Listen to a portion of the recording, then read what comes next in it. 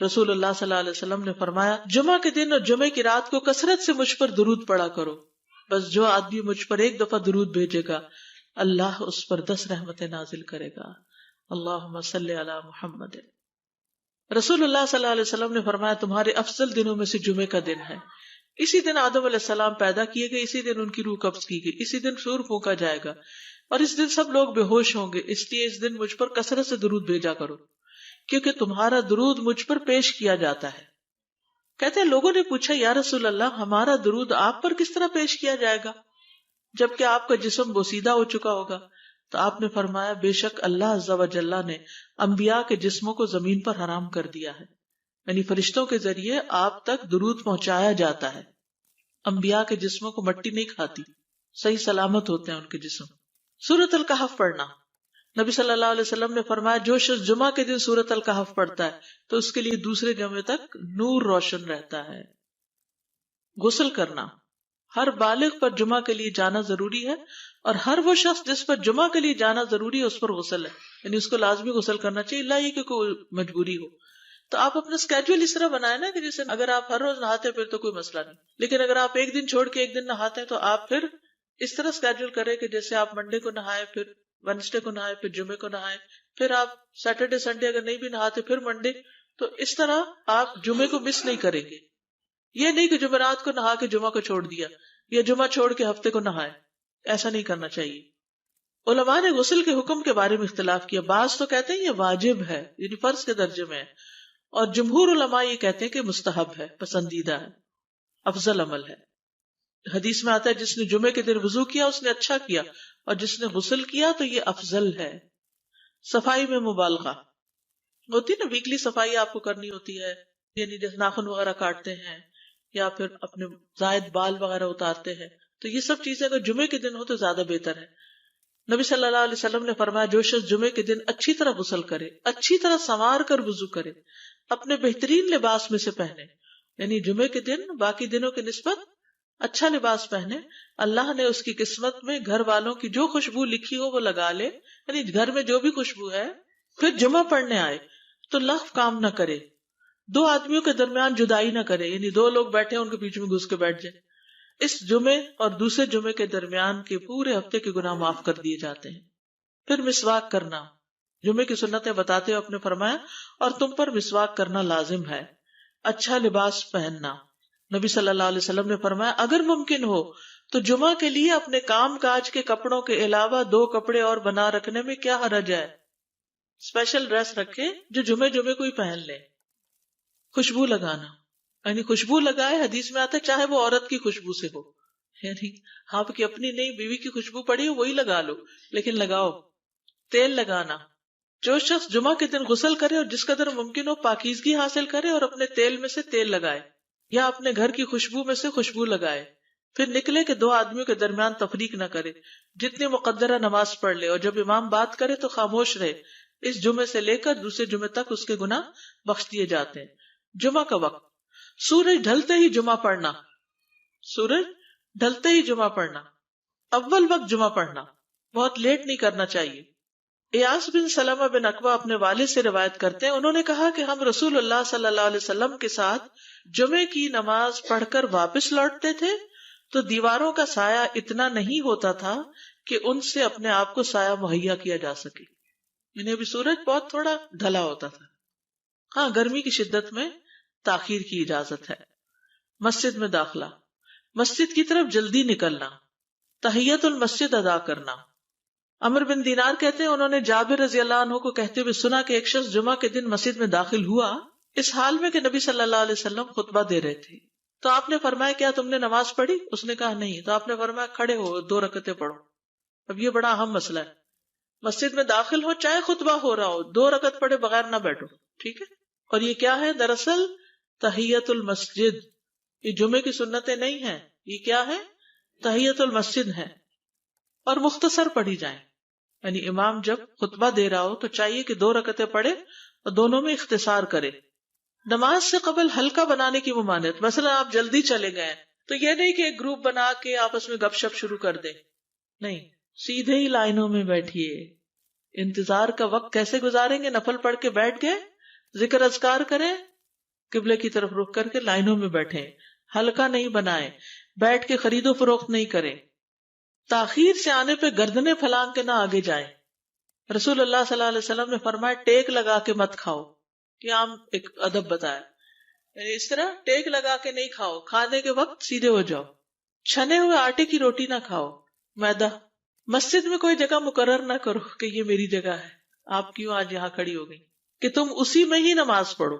کچھ لوگ ہوتے ہیں نا، آ کے مخصوص جگہ ہی پڑھتے ہیں، اگر کوئی اور وہاں ہو جائے ڈسٹرب ہو جاتے ہیں۔ اور جمعہ کے دن لوگوں کی گردنیں نہ پھلانگو، ورنہ اللہ تمہیں قیامت کے دن لوگوں کے لیے پل بنا دے گا۔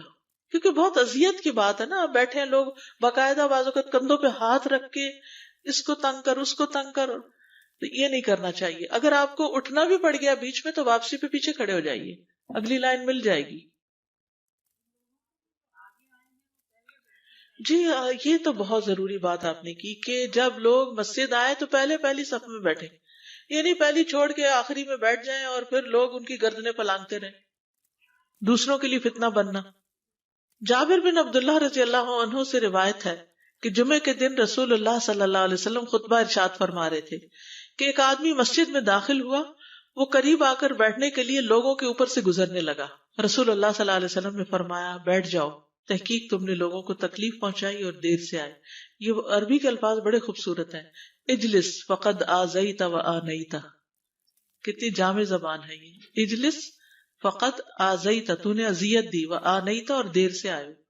ہاں تو اس سے منع کیا گیا۔ کسی کو اس کی جگہ سے نہ اٹھانا۔ جابر رضی اللہ عنہ نبی صلی اللہ علیہ وسلم سے روایت کرتے ہیں، آپ نے فرمایا تم میں سے کوئی شخص جمعہ کے دن اپنے بھائی کو کھڑا نہ کرے کہ پھر دوسری طرف سے آ کر اس کی جگہ پہ خود بیٹھ جائے، بلکہ جو آئے وہ کہے جگہ کشادہ کرو، ہمارے لیے بھی جگہ بناؤ، یہ کہے۔ خطبہ جمعہ اور اس کے آداب۔ خطبہ جمعہ کی اہمیت، جب اذان ہو جائے تو کیا کرے انسان؟ مسجد کی طرف دوڑ پڑے۔ تو مسجد میں جماعت تو نہیں ہو رہی ہوگی، پہلے کیا ہو رہا ہوگا؟ خطبہ ہو رہا ہوگا۔ امام کا خطبے سے پہلے سلام کرنا۔ نبی صلی اللہ علیہ وسلم جب ممبر پر چڑھتے تو حاضرین کو السلام علیکم کہتے۔ امام کا کھڑے ہو کر خطبہ دینا۔ رسول اللہ صلی اللہ علیہ وسلم کھڑے ہو کر خطبہ دیتے، پھر بیٹھ جاتے، پھر کھڑے ہوتے اور کھڑے ہو کر خطبہ دیتے، یعنی بیچ میں تھوڑا سا بیٹھ بھی جاتے تھے۔ جس نے تمہیں یہ خبر دی کہ آپ بیٹھ کر خطبہ دیتے تھے تو تحقیق اس نے جھوٹ بولا، بس یقیناً اللہ کی قسم میں نے آپ کے ساتھ 2000 سے زائد نمازیں پڑھی ہیں، یعنی جن میں بہت سے جمعے بھی آئے ہیں، تو ایسا کچھ نہیں۔ امام کا 2 خطبے دینا، یعنی کھڑے تھے پہلے، پھر ذرا بیٹھ گئے، پھر دوسری دفعہ اٹھے، تو یہ 2 خطبے ہو گئے۔ مختصر خطبہ دینا۔ آپ کے خطبات چند کلمات ہوا کرتے تھے، بہت لمبی تقریریں نہیں، آپ کا خطبہ درمیانہ ہوتا تھا۔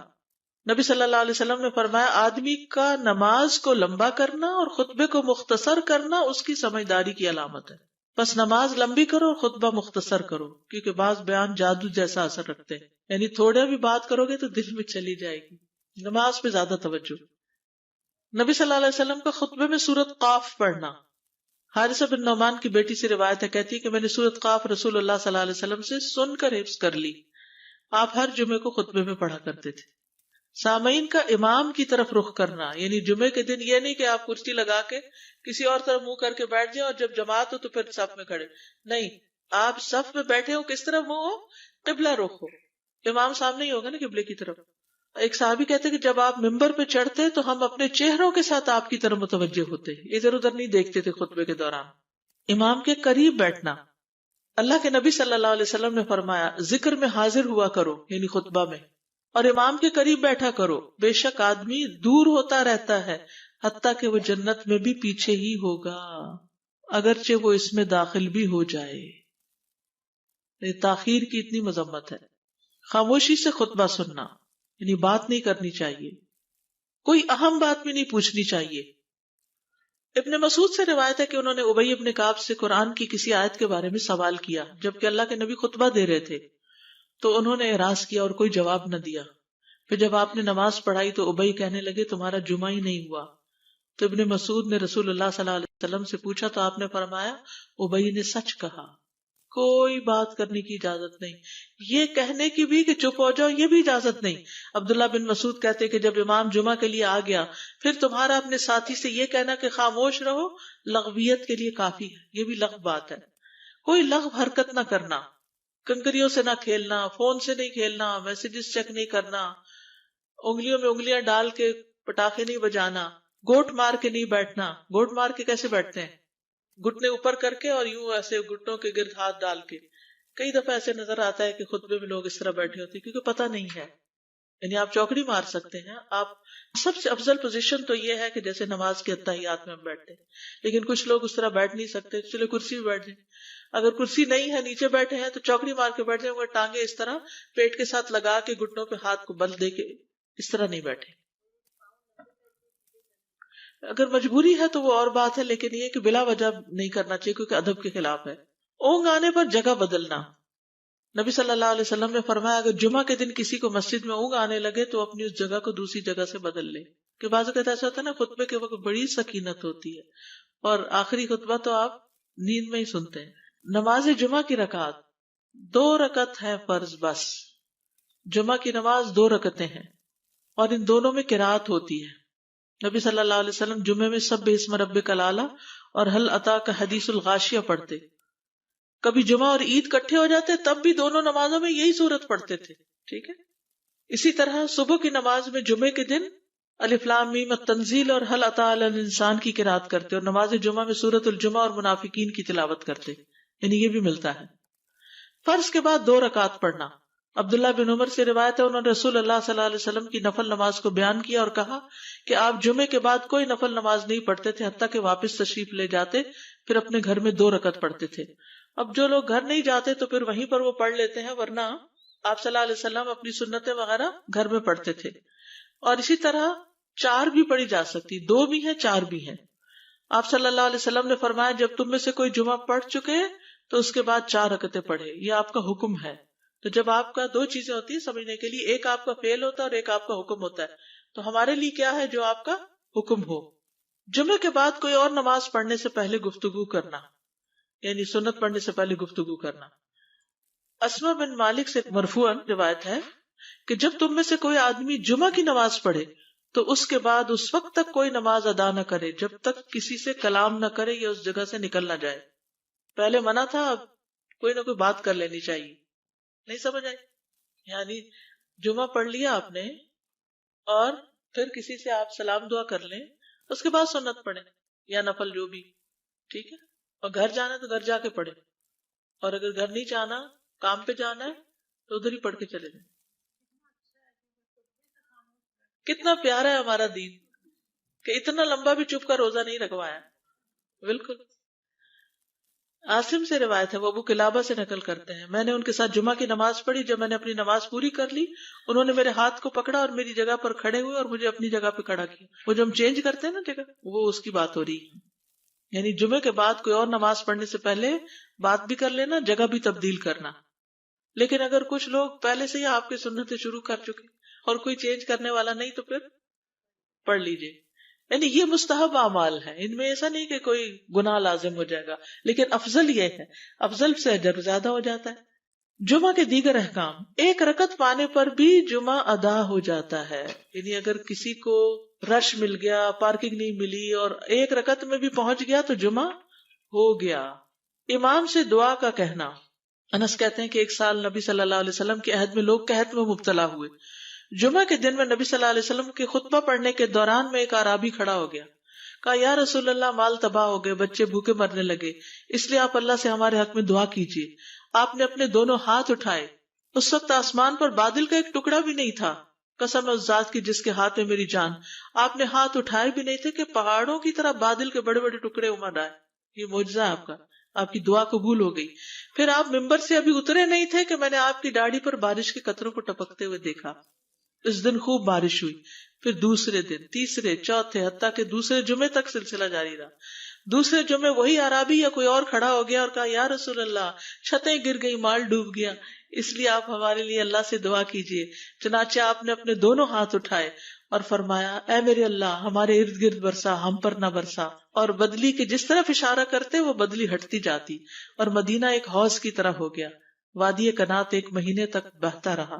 جو شخص بھی کسی علاقے سے آتا تو اس پر بارش کا حال بیان کرتا، جیسے ہوتا ہے نا کوئی فلڈ آ جائے یا کچھ ہریکین، تو پھر ہر کوئی موضوع گفتگو ہو جاتا ہے. جمعہ کے بعد قیلولہ کرنا.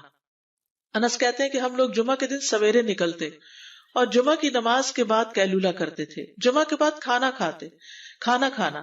سہل کہتے ہیں کہ ہم نہ تو قیلولہ کرتے نہ دوپہر کا کھانا کھاتے مگر جمعے کے بعد. لنچ کب ہے؟ جمعے کے بعد. جمعے کو قیام و سیام کے لیے خاص کرنے کی ممانعت ہے، یعنی اس دن کی رات کو شب جمعہ منانا کہ اس رات پوری عبادت کریں گے، یہ سنت سے ثابت نہیں. ٹھیک ہے. اور دن کو روزے کے لیے خاص کرنا یہ بھی سنت سے ثابت نہیں، الا یہ کہ کوئی معمول کا روزہ رکھتا ہے، ایام 20 کا روزہ ہے تو وہ اور بات ہے. ابو ہریرہ سے روایت ہے کہ میں نے رسول اللہ صلی اللہ علیہ وسلم کو فرماتے ہوئے سنا، تم میں سے کوئی شخص جمعہ کے دن روزہ نہ رکھے مگر یہ کہ اس کے ایک دن پہلے یا اس کے بعد کا دن ملا کر روزہ رکھے. جمعہ کے دن خرید و فروخت کی ممانعت ہے. جمعہ کے دن جب نماز کے لیے پکارا جائے تو اس وقت اللہ نے خرید و فروخت سے منع کیا ہے. وَذَرُوا الْبَيْعَ، اس دن کاروبار حرام ہے. اور یہ جمعے کی دوسری اذان کے ساتھ تعلق رکھتا ہے، یعنی صبح صبح کام کر سکتے ہیں لیکن اذان ہوتے ہی چھوڑ دیں، اور جب پھر جمعہ سے فارغ ہو جائے تو دوبارہ دکان پہ جا کے بیٹھ جائیں. جابر بن عبداللہ کہتے ہیں کہ نبی صلی اللہ علیہ وسلم جمعہ کے دن خطبہ ارشاد فرما رہے تھے کہ مدینہ میں ایک تجارتی قافلہ آیا. رسول اللہ صلی اللہ علیہ وسلم کے صحابہ اس کی طرف لپک پڑے اور آپ کے پاس مسجد میں صرف 12 آدمی بچے. تو رسول اللہ صلی اللہ علیہ وسلم نے یہ صورت دیکھ کر فرمایا، اس ذات کی قسم جس کے ہاتھ میں میری جان ہے، اگر تم سارے کے سارے چلے جاتے اور کوئی بھی باقی نہ بچتا تو اس وادی میں آگ بہ پڑتی. یعنی اتنا بڑا جرم ہے یہ. پھر یہ آیت نازل ہوئی، وَإِذَا رَأَوْا تِجَارَةً أَوْ لَهْوًا انفضوا إِلَيْهَا وَتَرَكُوكَ قَائِمًا، جب وہ کوئی سودا بکتا دیکھیں یا کوئی تماشا نظر آ جائے تو اس کی طرف دوڑ جاتے ہیں اور آپ کو کھڑا ہی چھوڑ دیتے ہیں. راوی کہتے ہیں جو 12 آدمی رسول اللہ صلی اللہ علیہ وسلم کے ساتھ رہے ان میں ابو بکر اور عمر رضی اللہ عنہ بھی شامل تھے. جمعے کے دن قبولیت کی گھڑی ہوتی ہے، اس وقت اللہ سے بھلائی مانگنی چاہیے. رسول اللہ صلی اللہ علیہ وسلم نے فرمایا، جمعے کے دن میں ایک گھڑی ایسی ہے کہ کوئی مسلمان اللہ سے کسی خیر کا سوال کرتے ہوئے اس کی موافقت نہیں کرتا مگر اللہ اسے وہی خیر عطا کر دیتا ہے. فرمایا یہ ایک چھوٹی سی گھڑی تھوڑی دیر کے لیے ہوتی ہے اور یہ ہر جمعے کو ہوتی ہے. ٹھیک ہے. اور خصوصاً نماز میں بھی اگر کوئی دعا کر رہا ہوتا ہے نا انسان تو وہ بھی قبول ہو جاتی ہے. نماز میں دعا کہاں ہوتی ہے؟ شروع میں ہوتی ہے، رکوع میں ہوتی ہے، سجدے میں ہوتی ہے، تشہد میں ہوتی ہیں. تو اگر یعنی جمعہ پڑھ رہے ہیں اور بیچ میں دعائیں آ گئی ہیں تو ہو سکتا وہی گھڑی آ گئی ہو اور آپ کی دعا قبول ہو جائے. اور یہ تورات میں بھی اس کا ذکر تھا. ابو ہریرہ رضی اللہ عنہ کہتے ہیں کہ رسول اللہ صلی اللہ علیہ وسلم نے فرمایا، بہترین دن جس میں سورج طلوع ہوتا ہے جمعہ کا دن ہے. اس دن میں ایک گھڑی ایسی ہے کہ نماز کی حالت میں اگر کوئی مسلمان بندہ اللہ عز و جل سے کچھ طلب کرے تو وہ اس کو ضرور دیتا ہے. کعب نے کہا ایسا سال میں ایک مرتبہ ہوتا ہے؟ تو میں نے کہا نہیں بلکہ ہر جمعہ کو ہوتا ہے. کہتے ہیں پھر کعب نے تورات پڑھی تو کہا نبی صلی اللہ علیہ وسلم نے سچ فرمایا. ابو ہریرہ رضی اللہ عنہ کہتے ہیں کہ میں بعد میں عبداللہ بن سلام سے ملا اور ان سے اپنی اور کعب کی مجلس کا بتایا تو عبداللہ بن سلام رضی اللہ عنہ نے کہا میں جانتا ہوں وہ گھڑی کب آتی ہے. ابو ہریرہ نے کہا مجھے بھی بتائیے. انہوں نے کہا وہ جمعہ کے دن میں آخری گھڑی ہے. میں نے کہا یہ جمعے کے دن کی آخری گھڑی کیسے ہو سکتی ہے، حالانکہ رسول اللہ صلی اللہ علیہ وسلم نے فرمایا جو مسلمان بندہ اس کو نماز پڑھتے ہوئے پائے. اس وقت میں کوئی نماز نہیں پڑھی جاتی. تو عبداللہ بن سلام نے کہا کیا رسول اللہ صلی اللہ علیہ وسلم نے یہ نہیں فرمایا جو شخص نماز کے انتظار میں بیٹھا رہے وہ گویا نماز ہی کی حالت میں ہے حتیٰ کہ نماز پڑھ لے؟ کہتے ہیں میں نے کہا ہاں.